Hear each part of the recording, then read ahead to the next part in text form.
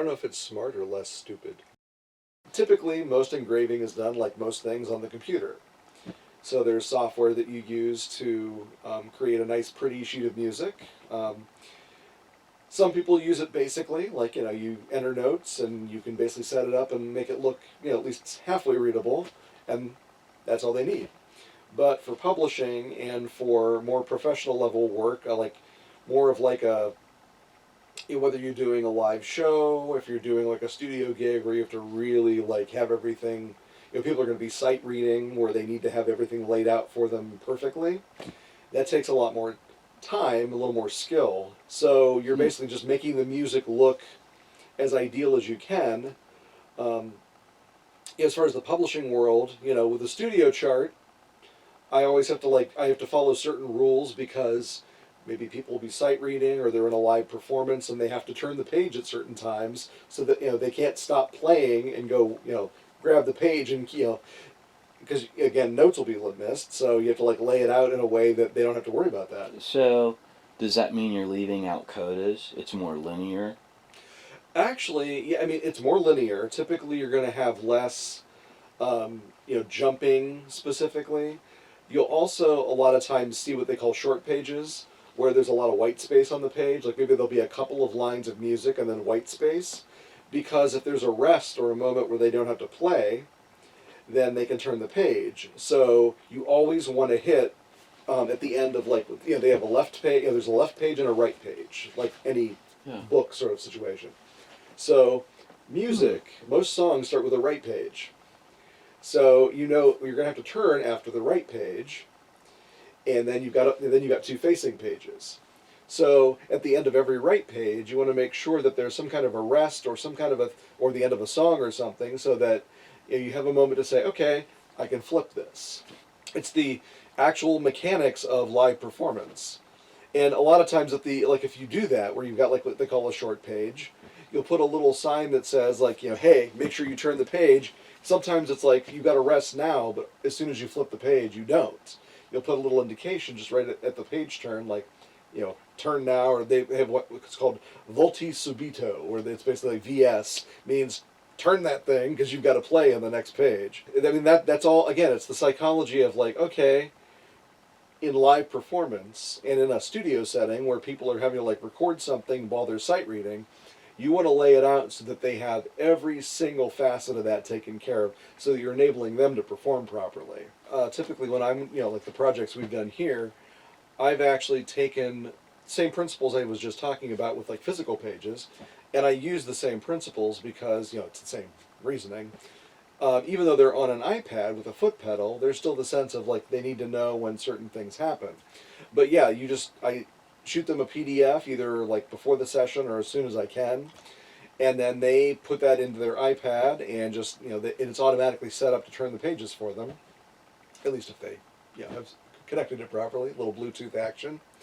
So yeah, it's the same principle though. You are providing them with some kind of a chart, and the biggest thing that's the same between the two, the digital or the physical page format, is no matter what, if you have a phrase that's 4 bars long, it's just as an example, and you put I can squeeze another measure onto this line, and you have 5 bars and then maybe 3. Well, for an 8-bar passage, that's weird, unless your music is asymmetrical, which that happens too. So they always say, make sure that your lines are by the phrase. So if you have a 4-bar phrase, you put those 4 bars on one line, and then the next 4 bars. So again, if you're looking at that, especially if you're looking at it quickly, if you're sight reading or if you haven't had a lot of time to prepare, it makes it easier for you to say, oh, that's what that is. You can visually just see all the phrases, and if you put the beginnings of phrases on the left-hand side of the page, then your eye jumps to that. You're like, oh, that's the beginning of the new phrase. If you've got a new phrase starting in the middle of a line, your eye isn't going to jump to it quite as naturally, because again, in Western culture, we're left to right readers. Right. So you jump to that left-hand side of the page. So again, you use all of that to lay it out, so that the person can just very easily see, oh, that's a 4-bar phrase. Oh, that's got an extra measure in it. That's a 5-bar phrase, and then it's got like a double bar or whatever that indicated at the end of the section. So they automatically see the phrasing. Well, a lot of the stuff that I've had published recently are, first of all, our show, A Christmas Carol, was published, which means not only does it have the print distribution and the audio recording distribution, but it also, they handle all of the theatrical rights. So if somebody wants to perform our show, they go to our publisher and say, I want to do this. They have all the particulars. We don't have to handle anything. They handle that with their office staff. That's great. And then at the whatever, I think they've gone to like half years now. Before it was like the end of the year you'd finally get your royalty check, and they just send you a royalty check. And it's like boom and done. So it's a really nice way to kind of monetize something that you've already written. With the other publishing that I've done for more of like concert and educational use, that's for choir, different types of choirs, concert bands, orchestra for both string orchestra and also full like symphonic orchestra, jazz band, and just all those sort of like even piano to some degree. So a lot of that stuff, I've got a couple of different publishers that I work with, and they have templates. So each publisher has their own house style. Like a lot of places have their own house style, and they send you once you're kind of in the Yeah. group, as it were. They send you ya. their templates, and you basically can even write directly into the template on the notation software. So when they go to then publish your stuff, they can just they have to obviously clean it up, edit, whatever else, but they already have it in a form that they know, and they've already you got it set up so that all of the stuff that they normally use is in there. So you just use all of that, and boom. So it's a little easier than it used to be, where that you had to literally like turn over a manuscript, a hand manuscript. Yeah. Then they had to hire somebody to sit there and enter all those notes. Then they would send you Wow. proofs back and forth and mail them. Now it's just like instantaneous. They can email you either the original file or a PDF and say, we need you to proof this for us. So all of that stuff, though, all the different types of music that I do is out there. Basically, if you kind of go to the sheet music publishers, like especially if you go to like J.W. Pepper, like the big one, go to their website and just type in my name. Basically everything that pops up is my stuff, and a lot of the stuff they have like editors that go through on their end and say, oh, this is a really good piece. We like this. We're gonna put this on our editor's choice list for the year, and they give it extra promotion and all that. So every year I've had at least one on there. This year, all 8 of my pieces from the one publisher were selected for the different categories. And then the other publisher, I think they did 4 of my pieces, and 2 of them got selected. They originally picked it up, I'm trying to think when that was. That was 2016. We submitted it, they accepted it for publication, and then we spent literally from about probably midsummer through the holiday season, because we initially had to get all the materials to them. Some people, like, their materials are not in great shape, so the publisher's editorial team has to do a lot of work. They congratulated us for sending them something they could just literally, they call it camera ready. They could just literally go, boom, we'll print this. There's Finale, Sibelius, and now Dorico. They all basically do the same thing. It's just more of like, how does your mind work, and how do you like to put things on paper, basically. Yes.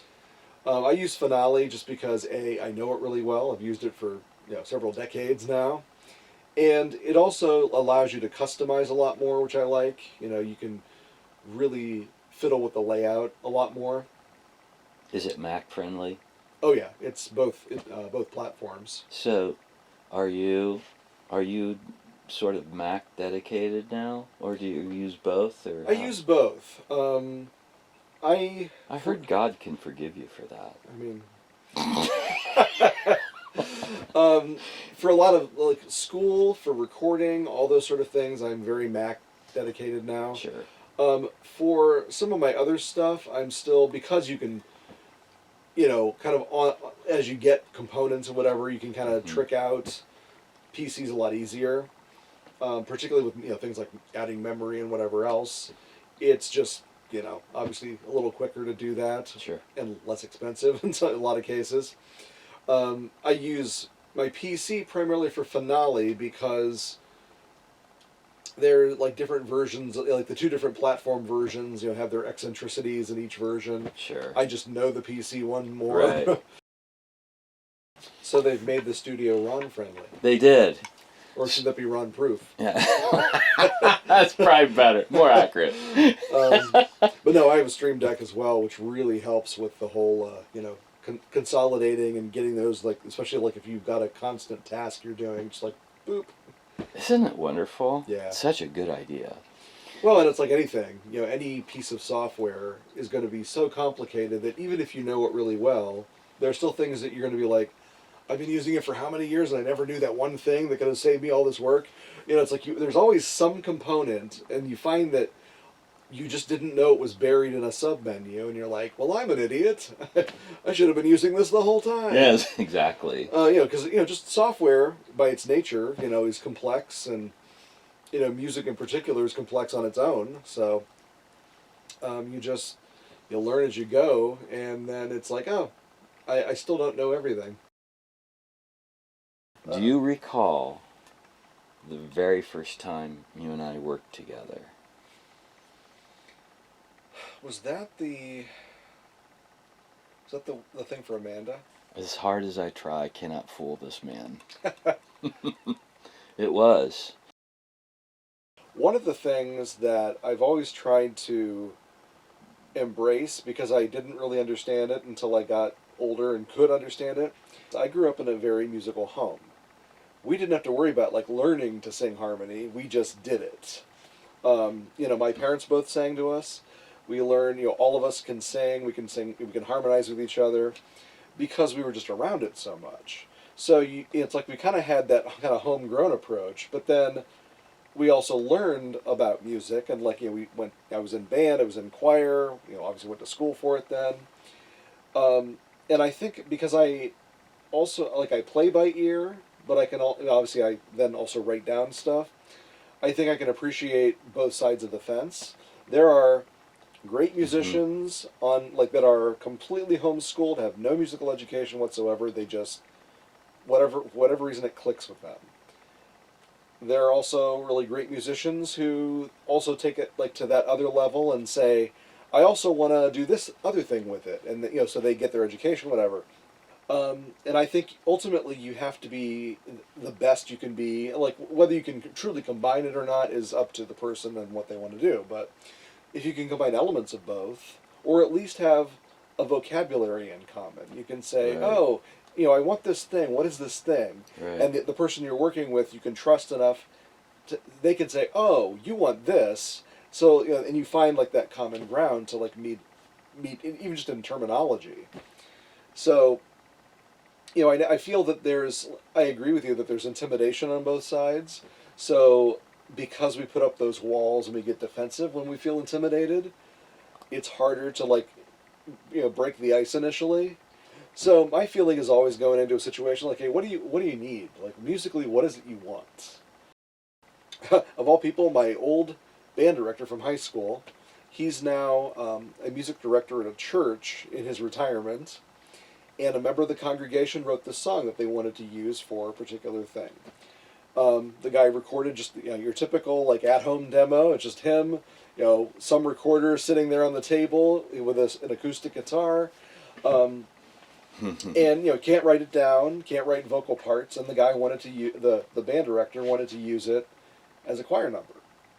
So he asked, can you do something with this? So what I did was I listened to the recording. And by ear, I wrote down what he played and what he sang, and the harmonic content. And then I kind of crafted that into a little piano arrangement, and then added some vocal parts, and made it into a choir arrangement. And then there's this, official music that they were able to use with their choir. And then also the person who wrote it then has this nice little version of what they did, because I try to be really careful about listening to okay, how are they phrasing it. Are they back phrasing that, or intentionally, or are they just doing that because they're feeling it? So, Yeah, what did they mean to do versus what they did?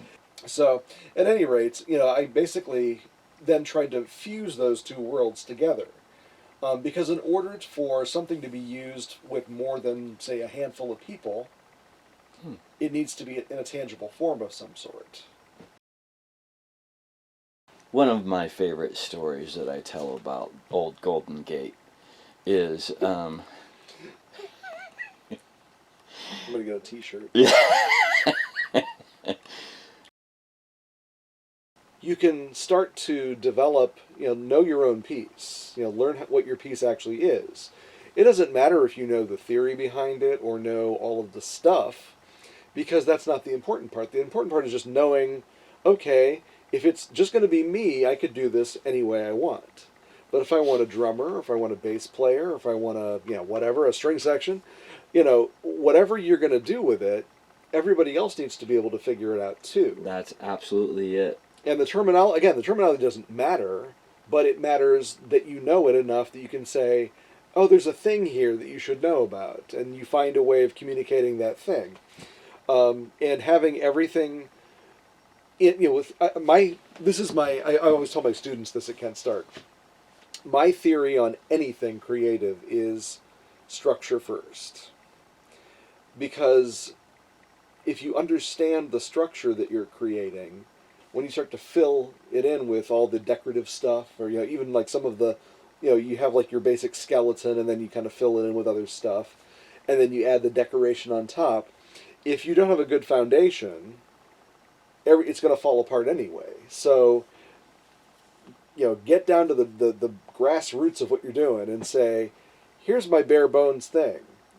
I understand it in a bare bones way. Like, okay, I've got 14 bars in this chorus, but then I've got 12 in this chorus, and great, that's your creative product. That's what you want.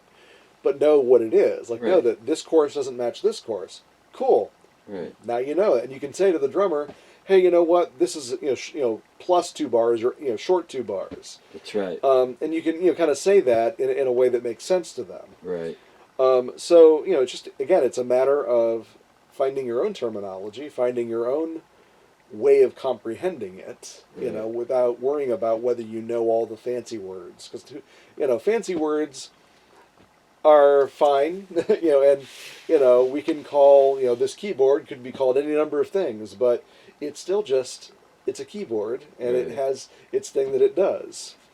So everything else is the same way. A chorus usually is your main section of your song. Maybe you're one of those people who's like, I'm going to be radically different from the rest of the music industry, and the verse is the main part of my song. Cool.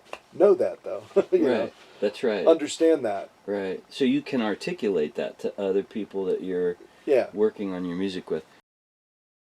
Let's say somebody doesn't know how to write down their own chart or whatever, but they know how to write down, like, okay, I call it like the chord chart phase 2.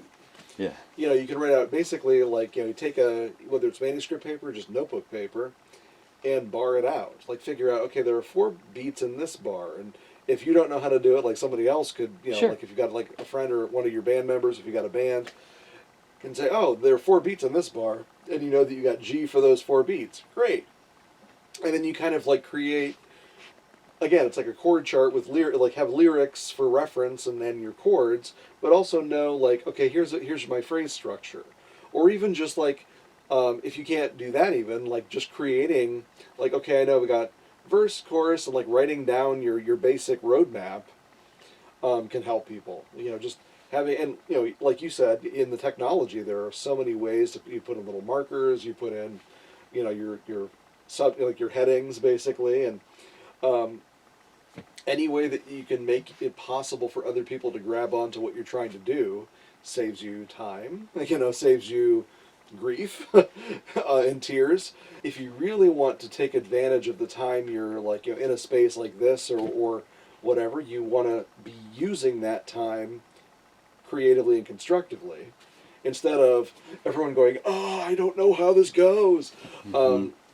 So the more prep work, the more pre-production work you come down and lay in a track and say, okay, what did I actually play, and try to like then just piece out the the components of that, and did I all of a sudden add an extra section I wasn't expecting to add?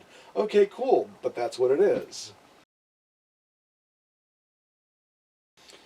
I mean, obviously a big one is the template situation where at first we were kind of, I would send my raw MIDI files and you have to kind of dump them into a Logic project, and then we'd have to like set up a lot more things. Split them out. Right. Exactly. And then I forgot about that. Oh yeah. That was fun. Yeah. And then also just like sound selection. Even though like you could say, well, but it's just a xylophone, but as we know, there are a million different samples of a xylophone or a what, like a Handler dulcimer or a glockenspiel. The infamous run glockenspiel. Oh, that's right. And maybe the patch isn't in the right octave. Like maybe it doesn't sound in the right octave, That's so you right. gotta like adjust it. The only person who can tell you that is the person who wrote the thing, or arranged the thing. Right. So, What was your intent for that? yeah. Now, that I have the same software, I can go, oh, I like this one, I like this one, I can like this one. It's very easy to then set that up, and not have to worry about booking a completely different session for that. And as we all know, it doesn't matter if you're talking, a garage band all the way up to a symphony orchestra. People listen to each other and they play off of what the other person is doing. You need to make sure that everything is there that player needs to kind of delve in. So that was a process we had to go through, with both creating the templates, but also then knowing how to use them, how to actually work with them in our process.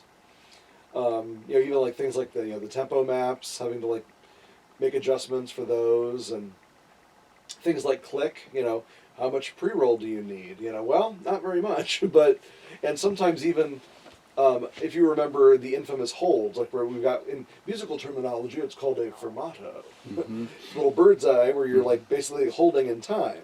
Well, clearly in a recording scenario, you're not holding time. Time is still elapsing. So Right. how do you accommodate that? How do you figure out how to adjust to like how much time do I really need to hold here? And then if you're coming out of that place where in a live performance time would be paused, and then you step off into a new tempo, how do I tell them that the new tempo is coming up? Right. It's like, how do I give them like some kind of a precursor to that? Right. So it's like trying to troubleshoot all those little issues. Right. Well, one thing I remember too, and I don't know if this will ever be different, but I remember we're starting at measure 42. For Ron, that's 48. Do you remember that? Oh, the I do. constant interpretation between the written material and what we had in the DAW. It will be different because what I did was originally I had to like do double measures again if we had a hold or something like that. But Right. what I figured out, what's better to do for those scenarios is to actually, however many beats that we need that hold to be, creating basically a bar that has those beats in it just contained in the bar. So maybe instead of like in a 4/4 passage, maybe you'll have like a 10/4 bar, and then you can keep the measure number in the same if you do that. But the reality of the situation is, even for the classical world, even for musical theater, whatever else, people want to be able to hear it. That's what gets them excited. The recordings of a piece. Yes, they do need the music eventually if they want to perform it, but ultimately they hear it before they do anything else. I would love to be able to do that, but then also do a couple of, whether they be concerts or like live kind of video projects where there's a huge, like a concert component, doing a Christmas Carol or something like that, doing it live somewhere, and it may be in a, either a big church or a big, a nice hall, and doing it as a video and audio project with some multimedia, some kind of like, projection, because we've actually been working with some projection, people who do projection mapping, and just like seeing the possibilities of being more like mixed media. I only say Christmas Carol because obviously that's been one of the things that's really been successful for us, and obviously it's we've got this small version we're doing for small theaters, but I also, as we've kind of tightened up the version, so slightly shorter than the full version, and we're going to do that for the small theaters, but then also it would lend itself to a big concert presentation because it's a really not condensed. I don't want to say that it's condensed. It's just more of like tightened, just like around the edges, a little shorter, a little tighter. But then doing a big orchestration for it, where you could do like a big concert and record it, have it be stellar audio and also a really cool visual presentation, and making that available for people because we feel like it's a viable enough property. And I don't just mean Christmas Carol. I mean, that's the example I'm using. My Evensong piece. I'd love to find a nice, maybe even like slightly Gothic style church, or like a nice church in the area even, and get a live orchestra and a choir and actually present that, but then also shoot it as a video project. Because we're in an age where the recorded media, from an audio standpoint, is always going to be with us because, we want to hear these great sounds that we create. But knowing that sometimes to get more attention, you need the visuals as well. Just doing more things where we involve as many creative artists as possible. Creating some pieces where I've actually had a lot of, even though I'm very much a schooled composer, again, the ear training is great, but also knowing a lot about and working with students who we have to develop the arrangements. Like a lot of my ensembles at the school at Kent Stark, we literally create the arrangement kind of on the fly. Now they do homework as far as like I'm like, hey, can you do this? Can think about this? Think about this type of an arrangement. But then they come in and we just sort of toss arrangement ideas together. And I'm always like, the principles we've talked about here.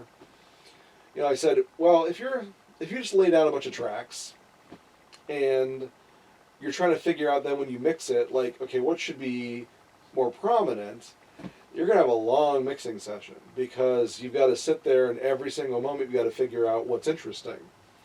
But if you treat it more intentionally and say, we're going to craft an arrangement. Yes. And sometimes maybe the individual, like initial artist doesn't know enough to do all of that. But you bring in a bass player that you trust, and they say, okay, cool, I see what you're doing.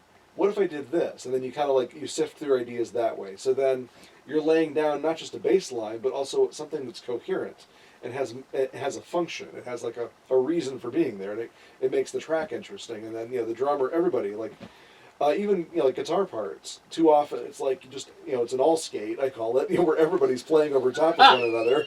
In any band scenario, there are functional parts.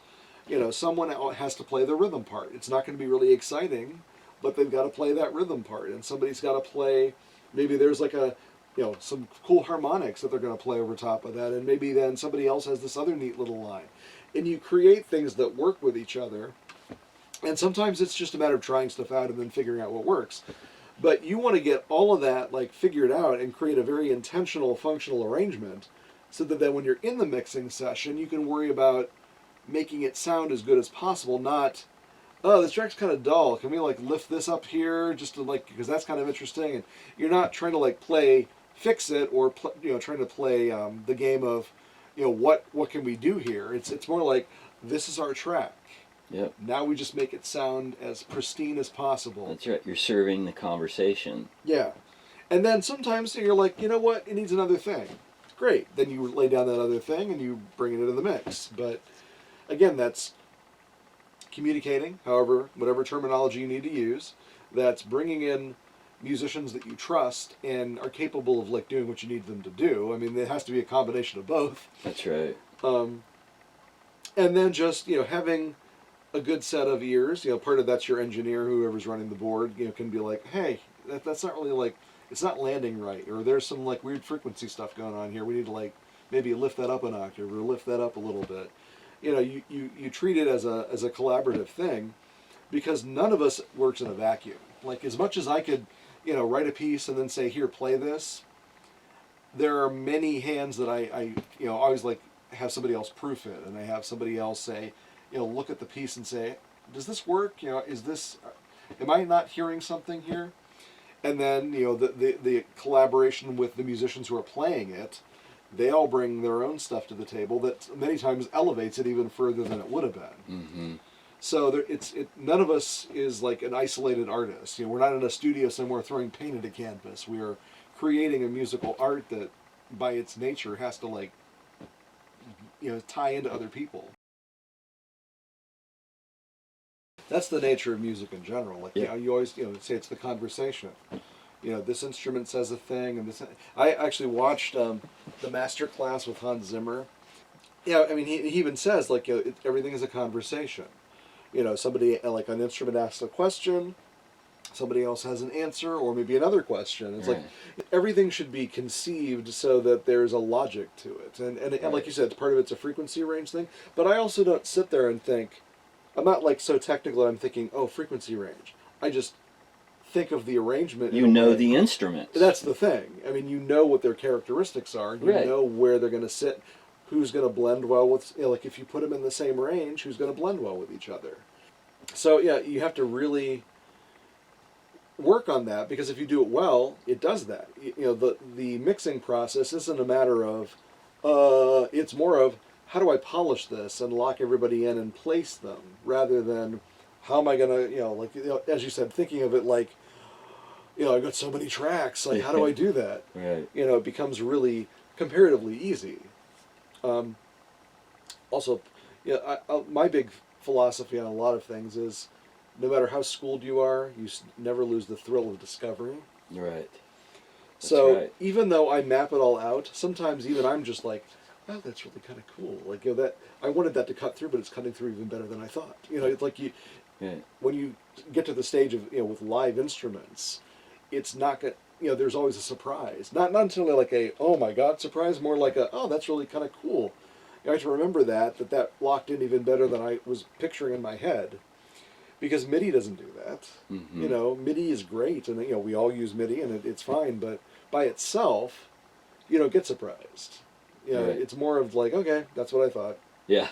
But when you add the live this and the live that, and they respond, and and the frequencies respond well to each other, all of a sudden it's bingo, there it was.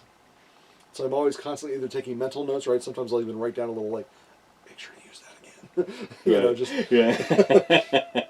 But it's that thrill of discovery.